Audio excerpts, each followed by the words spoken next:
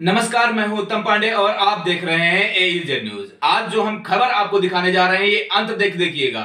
अगर मुद्दा आपको सही लगे तो चैनल को हमारे सब्सक्राइब करिए और खबर को शेयर करिए। बात करने जा रहे हैं हम किसानों की। जी हां, हमारा देश कृषि प्रधान देश है और जहां पर किसानों की ही नहीं सुनी जा रही है। जी हां, हम बात कर रहे हैं किसानों की, जहां पर किसान अगर बीज खरीदना हो तो किसान लाइन में, अगर खाद खरीदनी हो तो किसान लाइन में, अगर शीतगृह में अपना आलू भंडार करना हो तो किसान लाइन में। आखिर दो तीन दिन किसान क्यों परेशान रहता है?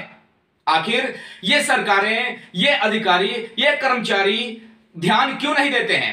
कब तक इस कृषि प्रधान देश में किसान पिसते रहेंगे? देखिए रिपोर्ट। नमस्कार, मैं उत्तम पांडे और आप देख रहे हैं AEZ न्यूज। हम मौके पर खड़े हैं परम सुंदरम कोल्ड स्टोर के ठीक सामने, जहां पर यहां किसानों की ट्रालियां लगी हुई हैं। आलू लेकर के किसान यहां पर आए हैं। लोगों को टोकन भी दिया गया है। बहुत लंबी लाइनें यहां पर लगी, कम से कम 200 से 300 ट्रालियां यहां पर लगी हुई हैं। वो तस्वीरों में हम आपको दिखाएंगे, लेकिन यहां पर कुछ किसान मौजूद हैं। इनकी जो समस्याएं हैं, पहले उनकी समस्याओं को आपको सुनाते हैं कि आखिर इनकी समस्या है क्या। नाम क्या है आपका? अनिकेत वर्मा। अनिकेत वर्मा नाम है। आलू लाए हैं? कब लेकर आए थे? कल लेकर आए थे। तो आलू टोकन मिला था आपको? टोकन मिला था। तो आलू रखा गया नहीं रखा गया? नहीं रखा है। क्या बताते हैं अंदर? बता रहे हैं कि मतलब जो कल शाम को बताया गया कि मतलब टोकन दिए हैं, ठीक है, बांट रहे हैं। उसके बाद जब टोकन दिया, उसके बाद में बताया कि बगैर टोकन की गाड़ी ली जाएंगी। बगैर टोकन के इसके बाद में कहे कि गाड़ी नहीं ली। फिर बोले कंपनी के अंदर गाड़ी है। बराबर गाड़ियाँ जा रही आ रही। क्या ट्राली कंपनी की, ट्रैक्टर कंपनी का है, डाला कंपनी का है? ये बताइए। तो यानी कि किसानों का आलू नहीं किसानों का आलू नहीं रखा जाएगा। लोडिंग भी नहीं हो रही है। लोडिंग भी नहीं हो रही है। नंबर से लिए तो कोई दिक्कत नहीं है, बगैर नंबर की गाड़ियाँ जा रही है, नंबर वाले गाड़ी भी नहीं निकल रही, ना लोड हो रही है। गाड़ी बगैर टोकन के उतर रही है। सारी गाड़ी बगैर टोकन उतर तो रही है। जिनको टोकन मिला है उनका नहीं भी नहीं उतर रहा है। गाड़ी लोडिंग ही नहीं ले रहे हैं। आप बताइए। टोकन की गाड़ी जा रही है और जो टोकन की वो गाड़ी अभी नहीं जा रही है। आप बताइए भाई साहब, ये देखिए ये टोकन है। ये हम कहेंगे कि विशाल भाई हमारे सहयोगी हैं, सामने से दिखाएं एकदम। इसमें तारीख आप देख सकते होंगे कि 11 तारीख का टोकन दिया गया है और आज 13 तारीख है। किसान यहाँ से लगे हैं। किसी की किराए पर की ट्राली होगी, वो किराया अपना लेगा और दिन रात मेहनत करके किसान फसल पैदा करते हैं। इसके बाद फसल पैदा होती है और इसके बाद भी यहाँ पर किसानों को धक्के झेलने पर मजबूर कर देते हैं आलू स्टोर के मालिक। ये देखिए टोकन हमने आपको दिखाया, ये टोकन है। तो आखिर इतनी सरदर्दी क्यों है? आखिर इतना किसान को क्यों परेशान किया जा रहा है? हालांकि हम अंदर भी बात करेंगे। किसानों की समस्याएं आपने सुनी, परंतु इस पर कुछ निष्कर्ष जरूर निकलना चाहिए, जिससे आने वाले समय में किसानों को परेशानी का सामना न करना पड़े। ये जो लाइनें आप देख रहे हैं, ये लाइनें आलू स्टोर के बाहर लगी हुई हैं।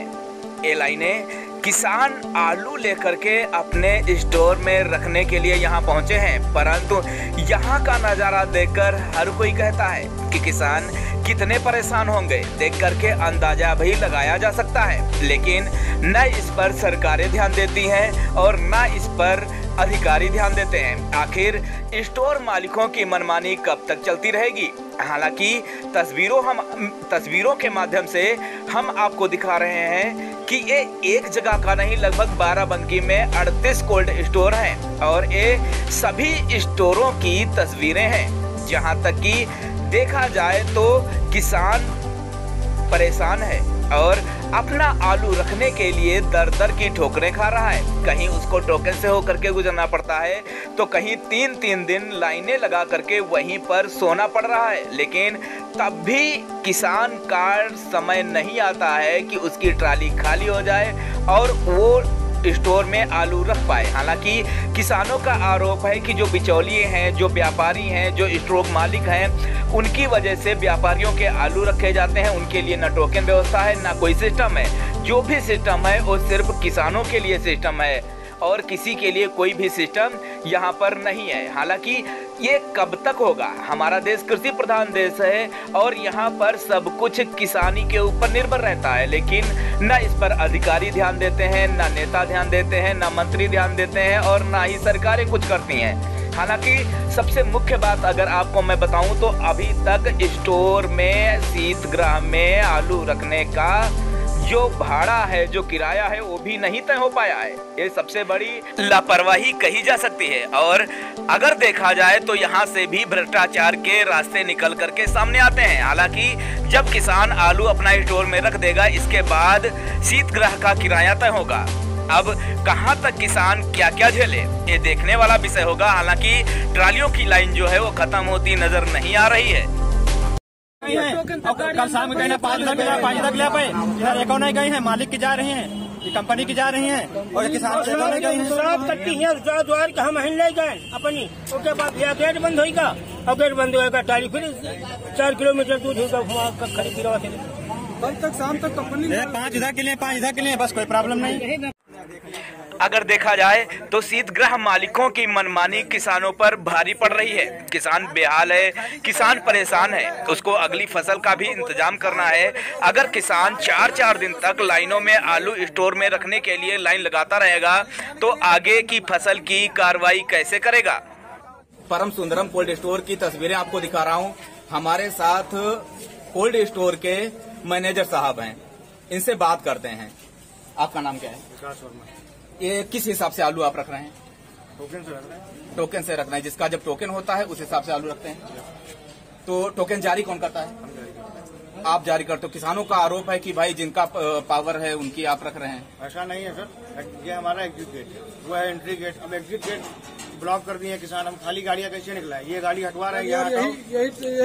तो यानी कि कुल मिला करके आप टोकन के हिसाब से आलू रखते हैं। टोकन रखे हैं, और वो भाई साहब किसके पास 11 तारीख का टोकन है? 11 तारीख का टोकन किसके पास है बताइए। ये 11 तारीख का टोकन है कि आप बताएंगे आज तारीख कितनी है? आज 13 है, और 10 का भी टोकन किसी के पास होगा। 10 तारीख से लोग यहाँ लाइन लगाए हुए हैं। तो आखिर वो आलू रखा क्यों नहीं जा रहा है? आखिर परमानेंट आप काम कर रहे हैं, आलू रखवा रहे हैं, तो क्यों नहीं रखा रहे हैं? क्या कर रहे हैं? एक दिन में 10,000 उतारने के सामने खड़ा है 50,000 रखते हैं, हम 10,000 एक दिन में उतार पाएंगे ना। लेकिन टोकन तो आप ही जारी करते हैं। अभी आपने कहा टोकन हम ही जारी करते हैं। आप सब कुछ देख करके टोकन जारी करते होंगे। एक दिन की कैपेसिटी हमारी 10,000 है, उससे ज्यादा लोग खड़े हो जाएंगे तो हम नहीं उतारते। लेकिन अगर अव्यवस्था देखी जाए, टोकन आप जारी करते हैं तो किसान इस हिसाब से आता है कि भाई मेरा टोकन है, मैं जाऊंगा मेरा आलू रख जाएगा। लेकिन टोकन आप जारी करो, किसान जिद करता है ना टोकन जारी करो, इसलिए जारी करना तो पड़ेगा। अगर किसान जिद कर दे कि भाई हमारा आलू रखो, तो आप जिद करने पर टोकन जारी कर सकते हैं, तो जिद करने पर आलू नहीं रख सकते? रख तो रहे हैं, ये आलू हमारा थोड़ी उतार रहा होगा, तो किसानी का रहा है। तो इनका टोकन जो है ये आप अंदर रखेंगे?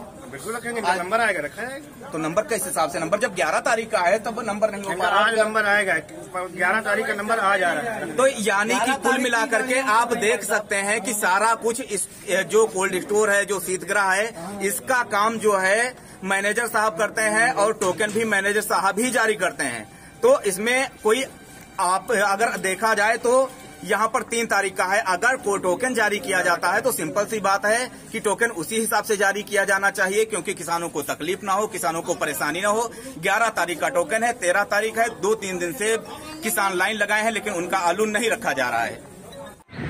एईजेड न्यूज के लिए उत्तम पांडे के साथ विशाल गुप्ता की रिपोर्ट। आप देखते रहिए एईजेड न्यूज, भ्रष्टाचार के खिलाफ बुलंद आवाज।